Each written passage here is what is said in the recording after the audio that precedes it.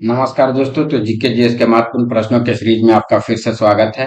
तो देखिए, हमारा यहाँ पे जो पहला प्रश्न है वो है कॉलिंस डिक्शनरी का वर्ड ऑफ द ईयर 2022 यानी 2022 निम्नलिखित में से कौन सा है। तो आप लोग पहले ऑप्शन देख लीजिए, उसके बाद मैं इसमें से आपको आंसर बताऊंगा। आप लोग जो है इसे आप रोक करके जो है आंसर दीजिए।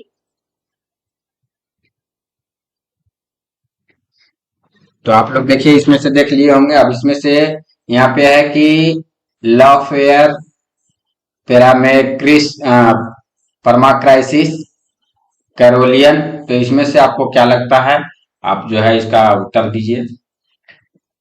तो यहाँ पे जो उत्तर हो जाएगा दोस्तों, ये हो जाएगा 2 नंबर आपका, परमाक्राइसिस। हमारा अगला प्रश्न है, यहाँ 2 नंबर हो जाएगा। हमारा अगला प्रश्न है यूएन कोप 27, यूएन कोप 27 शिखर सम्मेलन किससे संबंधित है। ये देखिए, कैपिटल से होगा या स्मॉल में लिखा गया है। यूएन कोप 27 शिखर सम्मेलन किससे संबंधित है। तो देखिए, जो यूएन कोप 27 शिखर सम्मेलन है वो जो है जलवायु परिवर्तन से संबंधित है। ठीक है, तो यहाँ पे क्या हो जाएगा, जलवायु परिवर्तन। 3 नंबर ऑप्शन सही उत्तर हो जाएगा। हमारा अगला प्रश्न है,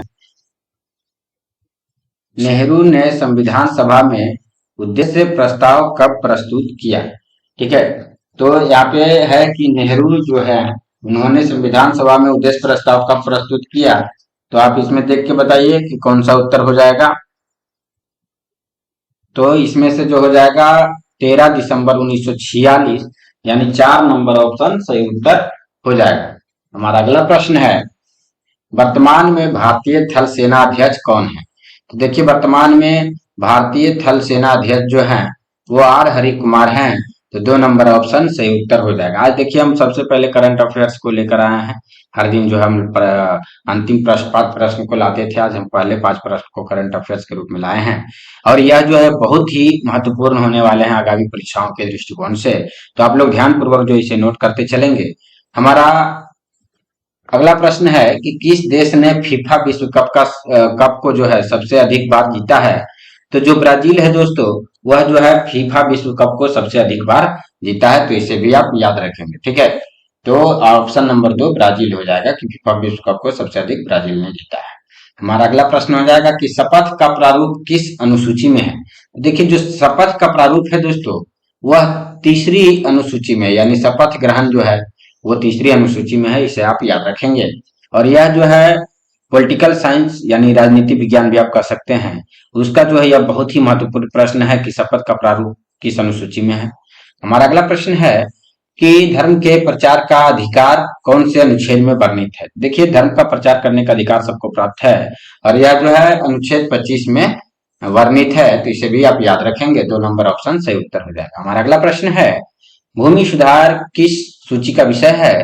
तो देखिए दोस्तों, जो भूमि सुधार है दोस्तों, वह जो है राज्य सूची का विषय है। तो ऑप्शन नंबर 1 हमारा सही उत्तर हो जाएगा कि भूमि सुधार राज्य सूची का विषय है। हमारा अगला प्रश्न है, नीति निर्देशक तत्व की संकल्पना किस भाग में है।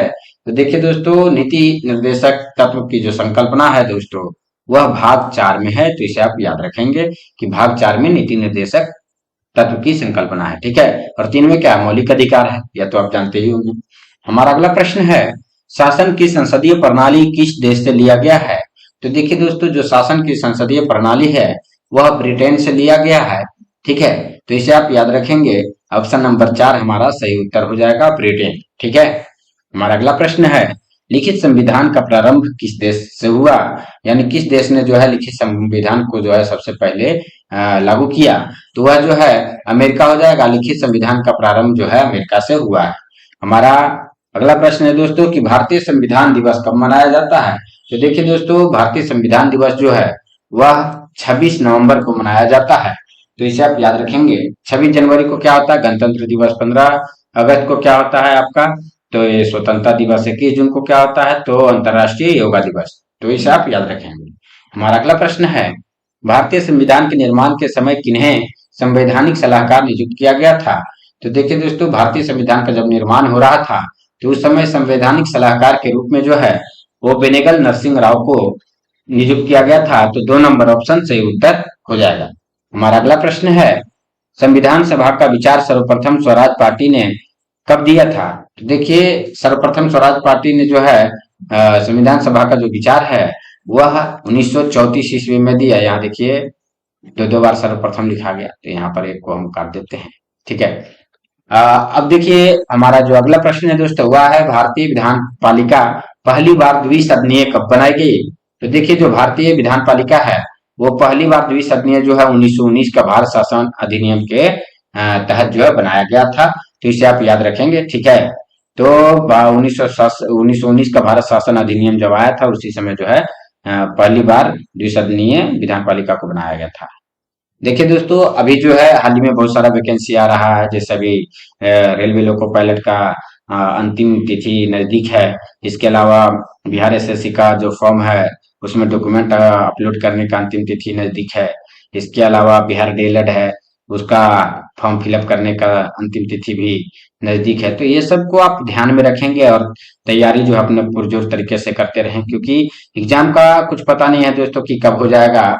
ठीक है। तो क्या होता है कि बहुत बार हम लोग सोचते हैं कि एग्जाम होगा, नहीं होता है तो हम लोग पढ़ना छोड़ देते हैं और उसी क्रम में फिर एग्जाम हो जाता है, जो कि हमारे लिए बहुत दिक्कत करता है। तो आप लोग क्या करेंगे, सबसे पहले तो सेट जो लोग पढ़ चुके हैं वही लोग मारेंगे।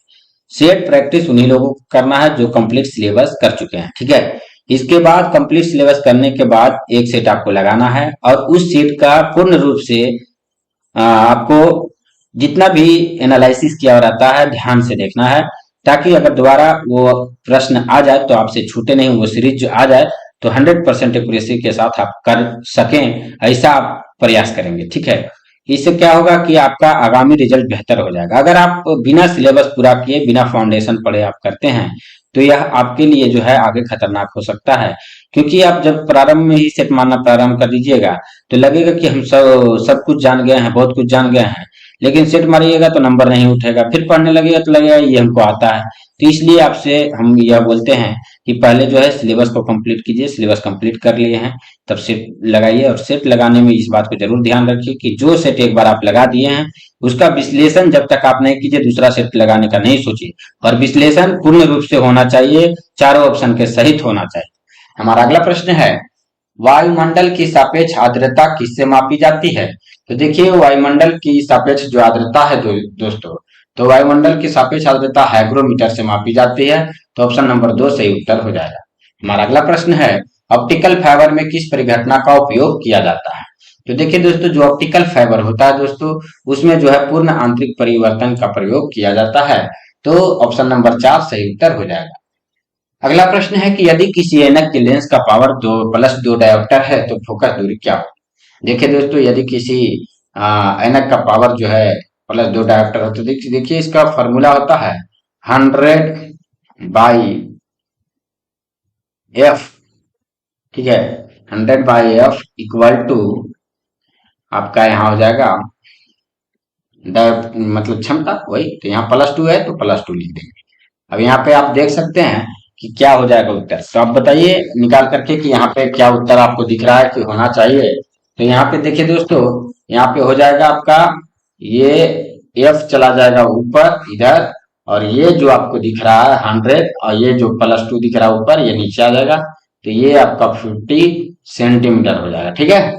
तो ऑप्शन नंबर 3 हमारा सही उत्तर हो जाएगा। हमारा अगला प्रश्न है, मनुष्य की आंखें किसी वस्तु पर प्रतिबिंब बनाती है, यानी कहां पर प्रतिबिंब बनाती है? किसी वस्तु का प्रतिबिंब यहाँ होगा, किसी वस्तु का प्रतिबिंब किस पर बनाती है? किसी वस्तु का प्रतिबिंब कहाँ कहाँ बनाती है? ये देखिए, अच्छा हो गया। तो ये बनाती है रेटिना पर, इसे आप याद रखेंगे। ठीक है। ये कॉर्निया जो है, आंख दान दिया जाता है तो कॉर्निया दिया जाता है पूरा, और आइरिस जो है ये प्रकाश का जो है सामंजस्य क्रिया में जो है संबंधित है, यानी कि प्रकाश कम ज्यादा होता है तो उस सेंस में जो है ये आपको सिकुड़ने और फैलाने का काम करती है। ये पुतली जो गोल वाला लेंस होता है उसको कहते हैं। हमारा अगला प्रश्न है, किसी अपारदर्शी वस्तु का रंग उस रंग के किस कारण से होता है? यानी कि किसी वस्तु का जो रंग होता है पारदर्शी वस्तु का, तो जैसे मान लीजिए दीवार है तो हरा है, क्यों दिखता है हरा? तो ऐसा इसलिए होता है क्योंकि वह उसी कलर का परावर्तन कर पाता है। ठीक है, यानी कि अगर मान लीजिए हरा दिख रहा है तो हरा कलर का परावर्तन होकर के हमारे आंख तक पहुंचता है, बाकी कलर जो है वो ऑब्जर्व कर लेता है। ठीक है, तो हमारा अगला प्रश्न है, किस वायुमंडलीय परत में संचार संचार जो उपग्रह है वो व्यवस्थित अवस्थित होता है, अवस्थित किया जाता है? तो देखिए जो संचार उपग्रह है दोस्तों, वह जो है बहिर्मंडल में जो है अवस्थित किया जाता है। ठीक है, 4 नंबर ऑप्शन से उत्तर हो जाएगा। हमारा अगला प्रश्न है, भारत का पहला रिमोट सेंसिंग सैटेलाइट कहां से छोड़ा गया था? तो देखिए भारत का पहला रिमोट सेंसिंग सैटेलाइट जो है वो बैकानूर से छोड़ा गया था। तो ऑप्शन नंबर 1 हमारा सही उत्तर हो जाएगा कि भारत का पहला रिमोट सेंसिंग सैटेलाइट बैकानूर से छोड़ा गया था। हमारा अगला प्रश्न है कि भारतीय सुदूर संवेदन संस्थान कहाँ है? तो देखिए भारतीय सुदूर संवेदन संस्थान जो है दोस्तों वह देहरादून में है। तो ऑप्शन नंबर 4 सही उत्तर हो जाएगा कि भारतीय सुदूर संवेदन संस्थान देहरादून में है। हमारा अगला प्रश्न है, भारतीय नौसेना के लिए चालक रहित, चालक नहीं यहाँ पे चालक हो जाएगा, चालक रहित हेलीकॉप्टर का विकास निम्न में से किस देश के सहयोग से किया जा रहा है? तो यहाँ पे भारतीय नौसेना के लिए जो है वो चालक रहित हेलीकॉप्टर का विकास जो है दोस्तों वह इजरायल की सहायता से किया जा रहा है। तो ऑप्शन नंबर 4 हमारा सही उत्तर हो जाएगा। ठीक है, हमारा अगला प्रश्न है, प्रकाश वैद्युत प्रभाव के आविष्कारक कर्ता जो है कौन है? तो कौन थे प्रकाश वैद्युत प्रभाव के आविष्कारकर्ता?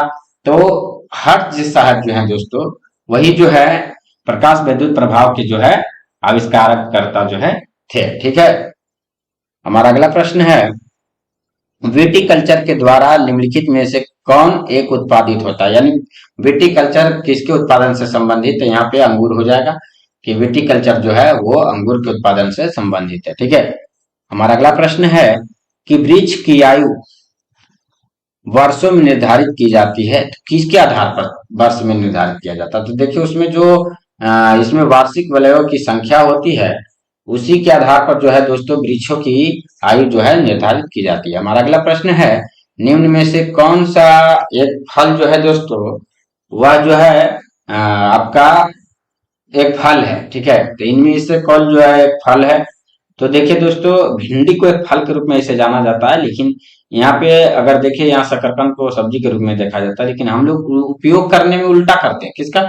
भिंडी को सब्जी के रूप में करते हैं और शकरकंद को जो है वो फल के रूप में। तो यहाँ ऑप्शन नंबर सी सही उत्तर हो जाएगा, लेकिन अगर भिंडी नहीं है तो आप शकरकंद कर सकते हैं। हमारा अगला प्रश्न है, किन जंतुओं में काइटिन युक्त बाह्य कंकाल होता है? तो देखिए दोस्तों कीटों में जो है वो काइटिन युक्त बाह्य कंकाल होता है। ठीक है, कीट में काइटिन युक्त बाह्य कंकाल होता है। हमारा अगला प्रश्न है कि किसके द्वारा ट्रिप्सिनोजन एंजाइम का स्रावन होता है? तो यहाँ पे जो है दोस्तों अग्नाशय के द्वारा जो है दोस्तों वह जो है ट्रिप्सिनोजन एंजाइम का स्रावन होता है। तो देखिए दोस्तों अभी बहुत सारा एग्जाम आने वाला है, जैसे बिहार एसएससी का एग्जाम मार्च अप्रैल में होने वाला है। इसके अलावा जो है एलपी ये सब जो है एसएससी सारा अपना कैलेंडर जारी कर चुकी है। अभी एसएससी जीडी का एग्जाम हो रहा है, तो यदि आप जीडी का तैयारी करते हैं तो आप हमारे सारे सीरीज को देख कर जाइए, आपको बहुत बेनिफिट मिलने वाला है। और करंट अफेयर्स का जो सीरीज है दोस्तों उसे भी आप करते रहिए, करंट अफेयर्स का बुक से कीजिए। चाहे हम तो देखिए जब तैयारी करते थे उस समय कुमार गौरव का जो सीरीज चलता था मॉर्निंग में फुल पत्ती का क्लास उसे करते थे।